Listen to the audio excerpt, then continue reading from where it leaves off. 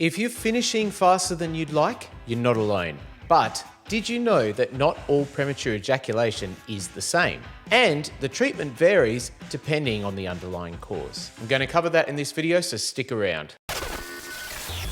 Hi guys, I'm Dr. Lane from Adelaide, South Australia, coming to you with fun and factual education about men's health. Now, if you haven't already, consider subscribing to my channel because I've got lots of other content that I wouldn't want you to miss. So you might have seen my other video on premature ejaculation. I'll put a link in the description below if you want to check that out first. But one of the things I keep getting asked is why some people who suffer from premature ejaculation seem to get over it, whereas others will have it for life. So I'm going to explore that in this video, and it actually comes down to underlying cause. So let's start with some basics. What is premature ejaculation? Premature ejaculation is when you can't control or delay ejaculation and it starts to cause you stress, frustration, or even issues in your relationship. Now, how long are we talking? Well, for some people it's minutes and some it's even less. And the reason that there's such a variability is because the causes of premature ejaculation are quite different. We can break it down into two classifications, primary and secondary. So primary premature ejaculation is often biological, and this means it's something you're born with.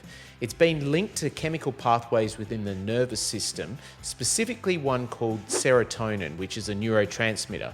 And its job is to send signals between nerve cells in your brain and throughout your body. And one of the pathways serotonin works in is the orgasm. Now, you may have also heard of it within mental health because serotonin also plays a large part in the brain, particularly in the areas responsible for mood and anxiety. Then we have secondary premature ejaculation, which is where the cause is not necessarily biological, but probably due to something else. Everything from hormonal conditions like an overactive thyroid to erectile dysfunction, even anxiety and stress can play a huge role. But the big difference between the primary and secondary presentations is that with secondary, it's not normally something that's been present since your first sexual encounter. And in fact, it can occur at any time in someone's life. So as a doctor, these would be my first questions to you as a patient if you said you were struggling with premature ejaculation. Firstly, how long has it been occurring? And specifically, has it been since the first time you've ever had any sexual encounter, or has it only been a recent thing? Secondly, how frequently does it occur? Is it every time you have sex or sexual contact, or is it just every now and again? And thirdly, how long do you typically last? Is it less than 1 minute, less than 3 minutes, or longer? Based on the answer to those questions alone, you can get a fairly good idea as to whether the cause is primary or secondary for you. And that's important because the treatment options for each are different. Now, because the cause of primary premature ejaculation is typically a biological or maybe even genetic one, it's often, sorry to say, something that will not go away or get better by itself with time. But with the right treatment and specifically with medication, a lot of people find they can control it really well. And there are a few medications that work on the serotonin pathways. One of them is the selective serotonin reuptake inhibitors, also known as SSRIs. These are also used to help people who suffer from anxiety and depression.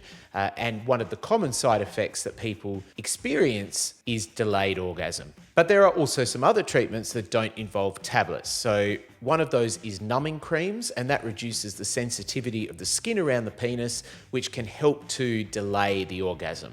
There's also some behavioral techniques, and a lot of the literature suggests that if you combine a medication or a cream with the right behavioral techniques, you might actually see some excellent results in as soon as 6 weeks. Now, moving to secondary premature ejaculation, the treatment is different because if there's an underlying medical or psychological cause, it makes sense to treat that first. So for example, if you've got an overactive thyroid, the treatment's going to be targeted at that. If you're struggling from stress or performance anxiety, some sessions with a psychologist, on the other hand, might be more appropriate.